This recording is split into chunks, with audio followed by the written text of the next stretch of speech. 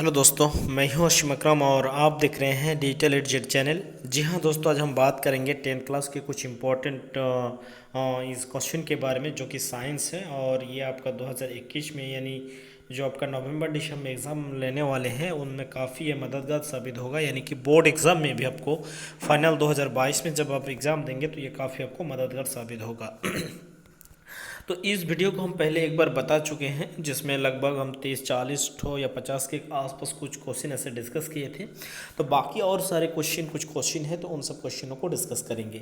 तो हम यहाँ से शुरू से दिखाना इसलिए चाह रहे हैं कि क्योंकि अगर वो वीडियो कोई स्टूडेंट नहीं देखे हैं तो सिर्फ इसमें हम ऐसे स्क्रॉल करते दिखाते जाएंगे। अगर किसी स्टूडेंट को लिखना हो तो वो आपका ना प्ले पॉज करके लिख सकते हैं। और दूसरी बात यह है कि बहुत सारे स्टूडेंट या बहुत सारे आदमी जो है इनका पीडीएफ का भी डिमांड करते हैं। तो पीडीएफ जो है हम टेलीग्राम में देने का भी जो सोच रहे हैं, तो इसलिए हम टेलीग्राम एक चैनल बनाए हैं डिजिटल एडजेड चैनल के नाम से। टेलीग्राम में जाकर उसमें आप ज्वाइन कर सकते हैं। इसी का जो लोगो है इसी तरह लोगो आपका रहेगा, तो वो देख के आप वहाँ पे सब्सक्राइब यानी ज्वाइन कर सकते हैं। अगर वहाँ से ज्वाइन कर लेंगे तो वहाँ से आपको पीडीएफ हर वीडियो का हर चीज़ों का मिलता जाएगा। इन सब क्वेश्चनों को हम डिस्कस कर चुके हैं, तो इन सब क्वेश्चन को यहाँ पे हम डिस्कस नहीं करेंगे, क्योंकि डिस्कस करते जाते हैं तो वीडियो थोड़ा सा लंबा हो जाता है। तो बाकी जो और क्वेश्चन था कुछ, उन सब क्वेश्चनों का डिस्कस करेंगे।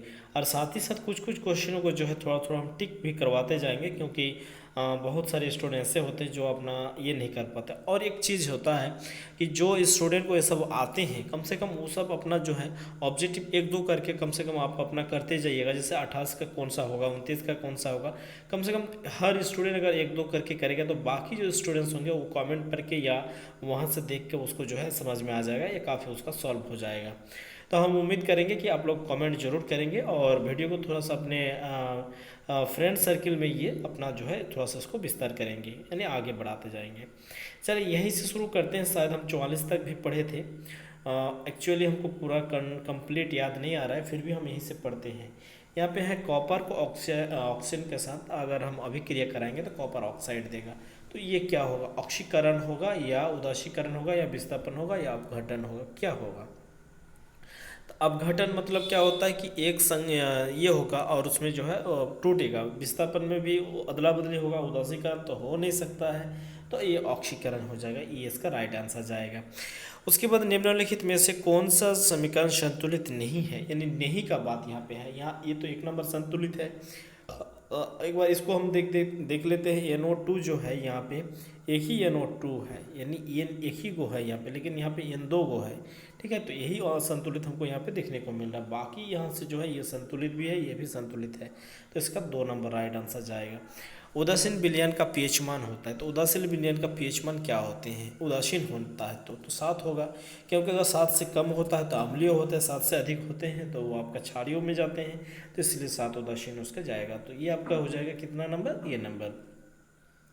नेक्स्ट क्वेश्चन यहाँ पे हम देखेंगे, निम्नलिखित में से कौन दुर्बल अम्ल है? दुर्बल अगर अम्ल पूछा जाए कि कौन सा अम्ल दुर्बल है, तो हम यहाँ पे देखेंगे कि कौन सा अम्ल यहाँ पे दुर्बल है। तो आपको हम जो वीडियो पढ़ा, मतलब लेक्चर वाला वीडियो बनाए थे, तो उसमें हम लिख दिए थे कि कौन कौन प्रबल है और कौन कौन आपका दुर्बल है। तो वो वीडियो जाकर देखिए, उसके बाद ये आराम से बन जाएगा। ठीक है, अब देखेंगे क्लो क्रायोलाइट आयस्क क्या है। यहाँ पे पूछ रहा है जी, क्रायोलाइट आयस्क क्या है, इनमें से कौन सा ये आयस्क है?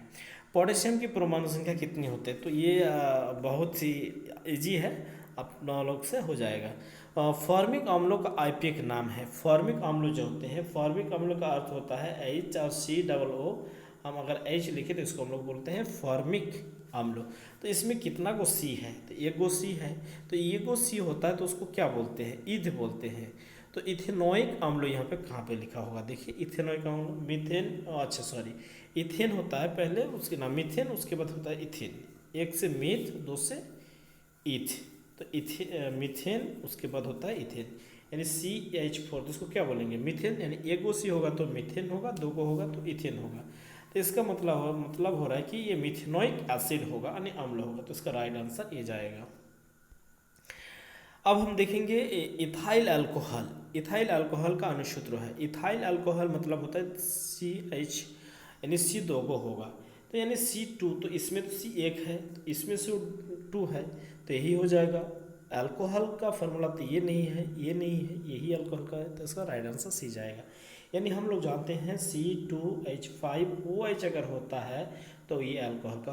पहले अगर इसको जानना है तो आपको सूत्रों लिखना है, CnH2n यहाँ पे हो जाएगा +1, फिर उसके बाद वहाँ पे OH जोड़ता जाएगा आपको, ठीक है। तो इस तरह का सूत्र होता है अल्कोहल का, तो उस फार्मूला में मिला लीजिए। और इथाइल बोला गया है यानी 2 बोला गया है, तो इथाइल मतलब हो जाता है वही। अब यहाँ पे हम देखेंगे एल्काइन, जिसको हम YNE बोलते हैं, यानी डबलिंग बॉन्ड। तो एल्काइन किस में होता है, 2 जहाँ जाएगा तो C2H2 जहाँ होता है वही एल्काइन होता है, एल्कीन नहीं एल्काइन। अगर हिंदी नाम से आपको कन्फ्यूजन हो जाएगा तो आप अंग्रेजी तुरंत देख लीजिएगा, YNE अगर रहते हैं तो वहाँ पे ट्रिपल बॉन्ड होता है, तो ट्रिपल बॉन्ड इसी में होता है, ठीक है। चीनी का रासायनिक सूत्र है, चीनी का रासायनिक सूत्र क्या होते हैं, तो हम लोग जानते हैं चीनी का रासायनिक सूत्र कौन यहाँ पे जाएगा, C6H12O6। ये आपका हो जाता है ग्लूकोज का, ग्लूकोज और फ्रुक्टोज का। तो इसको बनाया जाता है, चीनी खाने पर क्या बनता है, ग्लूकोज बनता है, तो इसका राइट आंसर बी जाएगा, ठीक है। उसके बाद एसिटिलीन में कार्बन कार्बन के बीच संयोजक बंधन की संख्या होते हैं, एसिटिलीन बताया जा रहा है। ये आपका कॉमन नेम है, साधारण नाम है, पहले आप आईपीएक नाम में उसको कन्वर्ट करिए तब फिर आपको सारा कुछ पता हो जाएगा, ठीक है। उसके बाद देखेंगे श्वसन के अध्ययन के लिए उपयोग किए जाने वाले बीज, श्वसन के अध्ययन के लिए उपयोग किए जाने वाले बीज, कौन सा यहाँ पे बीज यह होता है।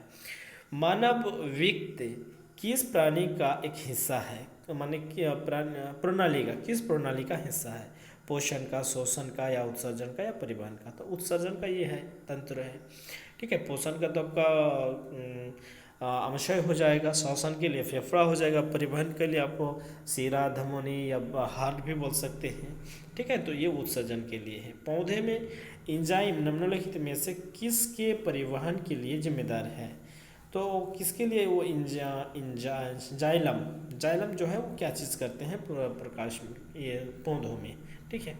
श्वसन के दौरान कौन सी गैस निकालती है, जब हम लोग श्वसन के दौरान जब गैस छोड़ते हैं हम लोग तो कौन सा गैस छोड़ते हैं, कार्बन मोनोऑक्साइड, कार्बन डाइऑक्साइड, क्या होगा, तो ये नंबर कार्बन डाइऑक्साइड छोड़ते हैं। फलों की पकने को निम्न में से किस से नियंत्रित किया जाता है, यानी फल को पकने से हम लोग अगर नियंत्रित करना चाहेंगे तो किससे नियंत्रित कर सकेंगे। न्यूरॉन का वह हिस्सा जहाँ जानकारी हासिल की जा सकती है, जानकारी हासिल किया जाता है जो न्यूरॉन का हिस्सा होते हैं उसको किस चीज़ से ये जाता है, ठीक है। निम्नलिखित में से कौन आपातकाल का हार्मोन है, यानी कौन आपातकाल का हार्मोन है। यहाँ पे 4 नाम दिया गया, चारों को आप देख लीजिए, इसमें से कौन है। निम्नलिखित में से कौन सी अनैच्छिक क्रिया नहीं है, अनैच्छिक क्रिया नहीं मतलब आप इच्छा करके वो नहीं करेंगे, ऑटोमेटिक वो होता जाएगा, कौन, उल्टी, अत्यधिक लार निकालना, दिल की धड़कन, या चबाना। तो ऑफकोर्स ये दिल की धड़कन हो जाएंगे, क्योंकि दिल की धड़कन को हम मतलब अपने को रोक करके भी नहीं रोक पाएंगे, तो ये हो जाएगा। मानव में गर्भ की अवधि होती है तो कितना दिन होते हैं, 290 दिन या 270 दिन, कितना दिन होता है, 9 मास 10 दिन बोला जाता है, 10 मास 10 दिन नहीं था, अगर 10 मास होगा तो 300 दिन हो जाता है, तो यहाँ पे 300 दिन है ही नहीं कहीं पे।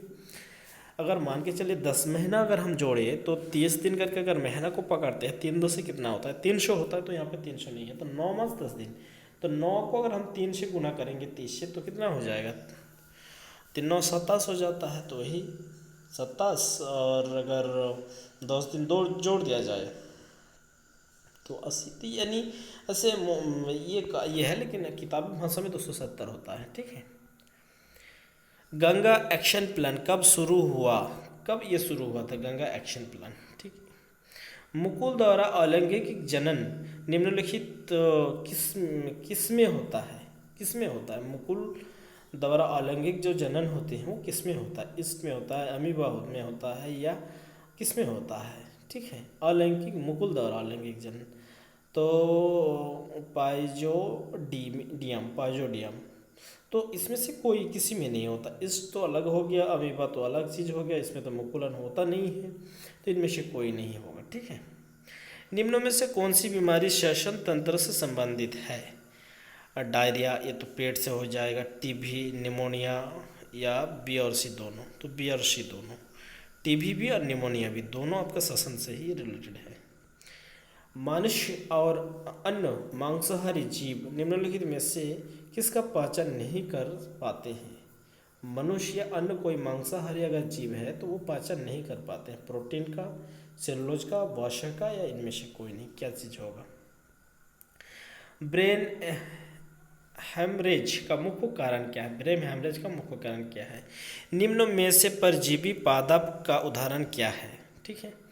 हृदय से रक्त को संपूर्ण शरीर में पंप किया जाता है। हृदय जो है वहाँ से रक्त को पंप किया जाता है पूरे शरीर में।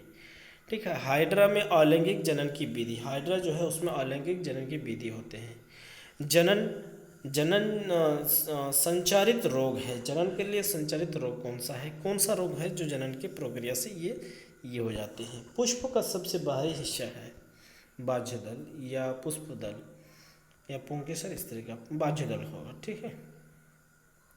ब्लड समूह ए में कौन सी एंटीबॉडी होती है? तो कौन सा एंटीबॉडी होता है? तो ए में बी एंटीबॉडी होता है, उसमें बी नहीं जाएगा। ए बी तो हो नहीं सकता है, क्योंकि ए बी अगर होगा तो ये उसमें एक्सेप्ट नहीं करेगा, तो उसमें बी एंटीबॉडी होता है, बी को नहीं एक्सेप्ट करेगा। बाकी बी अब देखिए इसमें अगर जाएगा तो इसमें भी आपको एक्सेप्ट नहीं करेगा, क्योंकि इसमें बी है, तो ये और ये रक्त को ये ग्रहण कर सकते हैं, तो इसलिए आपका जो है बी इसका राइट आंसर जाएगा। अब ए बी बोलेंगे तो ये फिर छूट जाएगा, तो बी बोल देंगे तो वो भी हो जाएगा। ठीक है। रक्तों में ग्लूकोज की मात्रा निम्नलिखित में से कौन नहीं नियंत्रित करता है? तो किसको यहाँ पे ये करते हैं, माने नियंत्रित नहीं कर पाते हैं? पादप हार्मोन वृद्धि, यानी पादप वृद्धि हार्मोन है। पादप को वृद्धि करने के लिए कौन सा हार्मोन जो होते हैं? इंसुलिन हार्मोन या थायरॉक्सिन हार्मोन, कौन सा होगा? इंसुलिन हार्मोन तो ऐसे मानव के लिए होता है, तो कौन सा यहाँ पे जाएगा आप देख लीजिए। हार्मोन स्रावित होता है, हार्मोन स्रावित होता है अंत स्रावित ग्रंथि से या बाह्य से या नालिका से, कहाँ से होते हैं? मनुष्य में मुंह गुदास में कितने जोड़ लार ग्रंथि पाए जाते हैं? कितने ये पाए जाते हैं? एस्ट्रोजन, इसको एस्ट्रोजन बोलेंगे। एस्ट्रोजन है एस्ट्रोजन है मेल हार्मोन, फीमेल हार्मोन या कौन सा? तो एस्ट्रोजन होते हैं। तो टेस्टोस्टेरोन हार्मोन पुरुष के लिए होते हैं, एस्ट्रोजन हार्मोन महिला के लिए होते हैं ना शायद। अगर देखेंगे फिर 80 नंबर में हम लोग मटर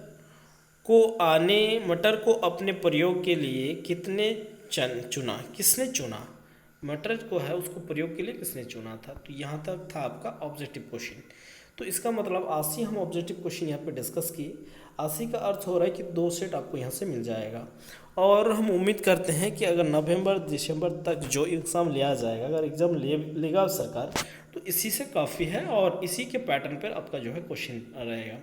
अब नेक्स्ट यहाँ पे हम क्वेश्चन कुछ सेक्शन बी का भी डिस्कस करेंगे, क्योंकि जो है अभी तक कंप्लीट नहीं पता चल रहा है कि कैसे, लेकिन आपका बोर्ड एग्जाम में कुछ सब्जेक्टिव क्वेश्चन भी रहेंगे, तो उसी हिसाब से हम यहाँ पे सब्जेक्टिव क्वेश्चन को भी कुछ यहाँ पे फिल्टर किए हैं। तो यहाँ पे आप देख सकते हैं कि जल और शीशा का अपवर्तन क्रोमोसोम 4/3 तथा 3/2 है।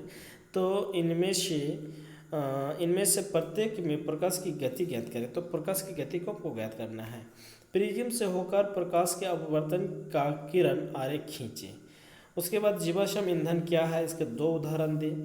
विद्युत विभव से आप क्या समझते हैं? फ्लेमिंग का बाह्य हस्त नियम लिखे। ठीक है। किसी चालक का प्रतिरोध किन किन कारकों पर निर्भर करते हैं? ये सब काफ़ी क्वेश्चन को हम जो है आंसर सभी को देख के रखे हुए हैं। हालांकि यही सब क्वेश्चन को हर साल डिस्कस करते हैं, लगातार कई सालों से हम डिस्कस करते जा रहे हैं। तो इसलिए हम आपसे यही रिक्वेस्ट रखेंगे कि आप तो अभी नए आए हैं, क्योंकि आप इस साल 10 क्लास देंगे, तो इसको देखते हुए हम पिछले मेरा कुछ वीडियो डाला हुआ है, अब जाकर ग्रुप से प्ले लिस्ट में जाकर आप देख लीजिए। हम उम्मीद यही रखेंगे कि आपसे कि आप जाकर वो सब वीडियो को देखेंगे। उसके बाद धारावाही चालक के इर्द गिर्द चुंबकीय क्षेत्र उत्पन्न होता है, उसमें दिखाने के लिए आइंस्टीन का प्रयोग का वर्णन करें। दृष्टि दोष क्या है, ये कितने प्रकार के होते हैं, इससे कैसे ठीक किया जा सकता है, सचित्र वर्णन करें। उसके बाद यहाँ पे देखेंगे आपका संतुलित समीकरण क्या है, इसका उदाहरण दें। सूचक क्या है, एक सूचक का नाम लिखें। ऑक्सीकारक क्या है, उसके बाद संक्षारण क्या है, उदाहरण से समझावे। नामांकित समीकरणों में से संतुलित करें। इनमें से समीकरण को संतुलित करना है। सहसंयोजी आबंध क्या होते हैं, 2 उदाहरण दे। अम्ल और भस्म में 2 उदाहरण बने, 2 अंतर स्पष्ट लिखिए। सजातीय श्रेणी क्या, उदाहरण दे। तो हम उम्मीद करें कि ये सब क्वेश्चन आपसे हो जाएगा। और यहाँ पे कुछ बायोलॉजी के क्वेश्चन है, इन सबों को भी देख लेंगे। थोड़ा सा हम बायोलॉजी में कंप्लीट नहीं आपको बोल पाएंगे, कुछ कुछ क्वेश्चन हम बोल पाएंगे, कुछ कुछ क्वेश्चन जो है थोड़ा बहुत हमसे भी झिझक होता है, ठीक है, क्योंकि हम बायोलॉजी के एक्चुअल में टीचर नहीं है और हम बायोलॉजी के कुछ भी नहीं जानते। फिर भी 10th क्लास तक हम बायोलॉजी के लिए इंपॉर्टेंट क्वेश्चन जो होते हैं सेलेक्ट कर देते हैं, ठीक है, क्योंकि ये साइंस जो है अभी 10th में कोई खंडन ऐसे नहीं है, सभी को मिला के पूरा साइंस है, इसलिए सभी को करना पड़ता है। तो एक्चुअल में हम फुलफिल आपको नहीं बता पाएंगे, कुछ कुछ क्वेश्चन को डिस्कस करते समय बोल भी चुके हैं। और इस वीडियो में ही तक, फिर मिलेंगे हम नेक्स्ट वीडियो में। नेक्स्ट वीडियो में आपके लिए सोशल साइंस लाएंगे, उसके बाद हिंदी ए, हिंदी बी, फिर जो भी और सब्जेक्ट होंगे उन सब्जेक्टों का अगर डिमांड आप लोग रखेंगे तो फिर हम आगे की ओर बढ़ेंगे। तो इस वीडियो में ही तक, फिर मिलते हैं नेक्स्ट वीडियो में। Thank you.